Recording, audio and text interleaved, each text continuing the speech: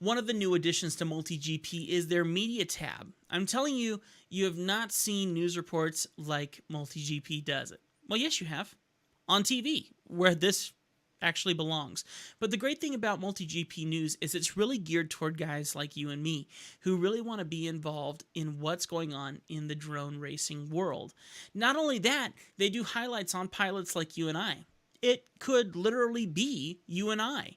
Not to mention, they also do blog posts on new tech that's come out. That means you can be up to date even on the newest technologies right here from the MultiGP website. It's incredibly helpful, and once you start watching these episodes, you're not going to want to stop watching them. There's a bunch of them, so it'll keep you busy for a little while.